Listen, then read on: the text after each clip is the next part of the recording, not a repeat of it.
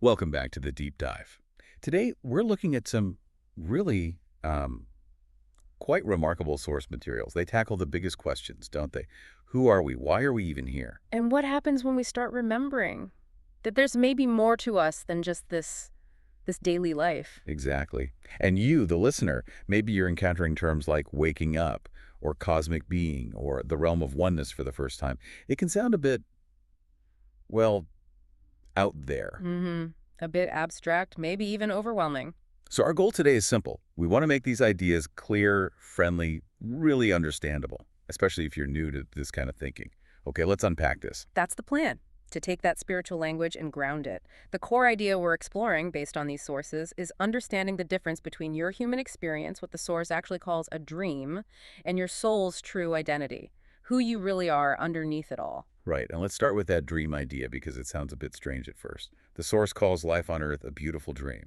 Yeah, and that can immediately clash with people's experience, right? Because life can be really tough, Hmm? stressful, painful even. So it's not saying the dream is, like, always pleasant. Not at all. It's saying it's a perfect illusion. It's Okay. incredibly immersive, detailed, and crucially, the source says there's nothing inherently wrong with being fully in the dream. Okay. It actually says many souls are here right now doing just that, fully believing the human story, the limitations, the drama, and that's exactly the experience they came for. They're all in on the human narrative. But, and this is key for our listeners, right?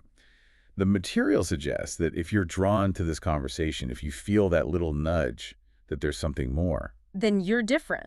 The source is very clear. You are not that soul who came just for the unexamined human drama. Your purpose, it says, is different. Which is? To reclaim, remember, and reverberate who you are. That's the language it uses. To remember how vast you are as a cosmic being, an identity that goes way beyond, your job title or your family role. So remembering isn't like recalling facts. It's more like reactivating something. Exactly. Reactivating a state of being.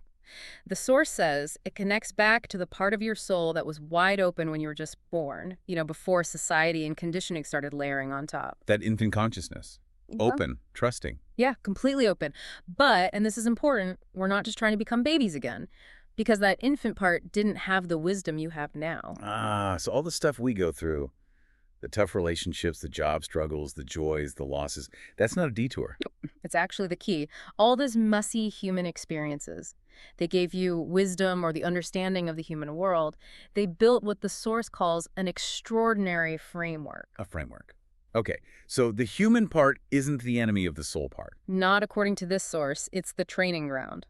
Like learning discernment through a tough situation, that's not just human pain, it's your soul learning a vital skill for navigating bigger realities. You blend that original vastness with this hard-won human wisdom. That completely changes how you might look at difficult times. Mm. But okay, here's the big question then. If we have this vast cosmic self and all this wisdom, why is it so darn hard to remember? Why does the dream feel so incredibly real? This is where it gets really interesting. The source points directly at what it calls the hardwiring of the human, and it emphasizes this wiring is strong. Hardwiring, like instinct, survival. Pretty much. It's that deep-seated mechanism for survival through fitting in, conforming. When we're kids, we learn the rules, right? How to belong. And the source says most people bind themselves into humanity by sticking rigidly to those societal models they learned early on. So things like dogma, rules, maybe even fear of punishment Yeah. that shapes us. Deeply. Unless someone was raised very differently without that strong dogma, restriction, punishment vibe, most of us absorbed it. We needed to just to get by. And that becomes the human construct the source talks about. Is that like the ego? It's related, but maybe bigger. The source seems to imply the human construct is the whole system.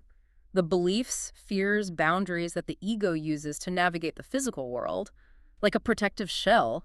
And while those rules might have made sense for society then. They're becoming outdated today. That's what it says. Exactly. The shell that protected us now, kind of. Well, it boxes us in. It keeps the dream running smoothly, but it blocks out that feeling of vastness, that cosmic connection. Okay, so the wiring is strong. The construct holds us. What's the solution then? How do we, like, gently pry open that box? The source mentions reawakening your magnetic power. Right. Let's demystify that term. Magnetic power here isn't about literal magnets. It's defined simply as your ability to be open as a soul on Earth in the human body. Openness, so vulnerability. Authenticity. Yes, but consciously chosen. It's like deciding to tune your internal radio frequency away from just the human survival channel and towards your soul essence channel. It's an active state of energetic readiness, choosing not to operate solely from fear or conformity. And how would someone know if they're doing that? Like, what does it feel like or look like in everyday life? It shows up as alignment, resonance. The source is pretty direct. The more you practice being open as your soul within your body, not hiding it behind the construct, the more you'll naturally find resonant people, places, and experiences. Things just start clicking. Kind of. Decisions might feel easier, intuition gets louder. The right opportunity just seems to land in your lap without all the usual struggle. You start drawing things to you instead of constantly chasing after them. It's like the universe goes, there you are, I can work with this frequency. That idea of attracting resonance through internal openness, that feels really powerful. Yeah. Let's use that idea of resonance to shift gears a bit. Talk about where the source says we actually come from, because it really reframes everything. Absolutely. This is fundamental to the whole perspective. The source challenges the basic idea of where we're born. It states pretty plainly, you are children of the universe, not just children of Earth. We're visitors here. Yes. Visiting Earth. And it's a very convincing place to visit. So convincing that, most people fully believe they originated here. But the source insists, nope, you're visitors.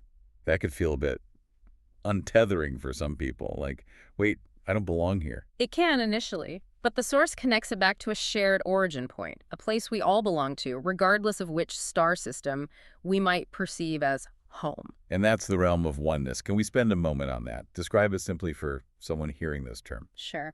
The realm of oneness is presented as the ultimate source point, the shared consciousness. The source calls it the highest octave in the universe. Highest octave, meaning highest frequency, Yeah. purest energy. Exactly. Think of it less as up high and more as a state of perfect, unrestricted flow. The characteristics mentioned are things like harmony, love, peace, connection, flow, total alignment. And how do beings communicate there? Not email, I'm guessing. Definitely not. It's described as magnetic information relayed telepathically and energetically between beings. Pure thought, pure energy, instant understanding. Which links back to that magnetic power idea we just discussed. Precisely. Developing that openness helps you tune back into that native form of communication. And interestingly, the source suggests that even right now, as we're having this conversation, we're not just talking to your ears and brain, we're interacting with your formless being, the part of you that understands this intuitively. Wow. That definitely adds a layer to this deep well, dive. Okay, good. so if we're this vast being trying to remember, the source points to something specific in recent history that helped kickstart this remembering process more widely. The almighty shift in 2013. Yeah, and putting a specific year on it can be tricky because, like the source itself admits, 2013 didn't exactly look like the year everything changed on the news, did it? Not really. Same old problems, mostly. Right. But energetically, the source claims it was a massive turning point, a planetary upgrade, if you will. And it says anyone listening who is, 13 or older now, actually lived through that shift. They know the before times and the new times energetically. That's the idea. That shift supposedly made it easier for individuals to start waking up, to access that inner knowing. But this also led to some disappointment. How so? Well, many people who felt that shift, who started remembering, really craved, longed for, hoped for this new Earth to just magically appear, fix everything externally, politics, the environment, all of it. It hasn't. I mean, Yeah. things are still pretty chaotic out there. Exactly. And that's where the source offers a crucial insight to handle that potential letdown. It says the new Earth hasn't appeared out there because it was never meant to just manifest externally like flipping a switch. So where is it then? It lives inside your heart and your mind, and you create it from there. The 2013 shift was the energy boost that made this internal creation more accessible, more possible. So we build it inside first through activating our, what did it call them, cosmic heart and cosmic mind. Yes. Those are the parts of your consciousness that connect directly back to that universal vastness, that realm of oneness. They bypass the old human construct limitations. So you literally start creating and living in that new Earth frequency within yourself first. Moment by moment, thought by thought, feeling by feeling. That's the process. And the source is realistic. It's just some people are just getting glimmers of this inner new earth moments of deep peace or clarity. Others are steadfastly walking that path, really living from that space. And some are kind of dipping in and out. Yeah, walking it some of the time, but still spending plenty of time back in the familiar human construct. And that's okay. It's presented as a very individual journey, not some kind of spiritual competition. Okay, that makes sense. So let's get practical again. If the soul is starting to wake up, the magnetic power is increasing. How does this bigger you actually communicate with the everyday you, the one juggling emails and groceries? So what does this all mean day to day? Well, the communication is constant, but it's described as gentle. The soul gently calls you home to realign, to retune, to remember. It's not like a boss shouting orders. More like a quiet whisper or a feeling. Often, yes. Though the source does say sometimes it speaks in actual words, that clear inner voice giving guidance. That happens. But there's another way that's maybe more common, requires a bit more paying attention. Definitely. The source puts a lot of emphasis on what it calls the elevation of coincidences, which Yeah. then become synchronicities. Okay, synchronicity, that word gets used a lot. How does the source define it clearly for a beginner? How is it different from just luck? Good question. It's not just finding a lucky penny. It's described as seemingly random events or happenings that pop up in a world that usually teaches us everything is separate and random. These events feel meaningful. They connect dots. Can you give an example, like coincidence versus synchronicity? Sure, a coincidence might be bumping into an old friend unexpectedly at the store. Okay, nice surprise. A synchronicity, according to this source, might be like this. You're intensely pondering a very specific, maybe obscure problem or question. Then, within a short period, you hear that exact topic or solution mentioned by three completely unrelated sources, maybe a song on a radio, a line in a book you randomly opened, and a comment from a stranger.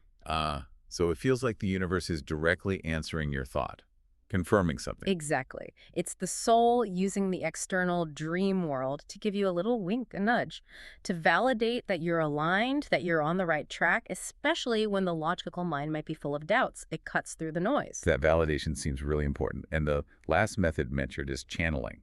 Now, that word can bring up some interesting images for people. For sure. But the source defines it quite simply.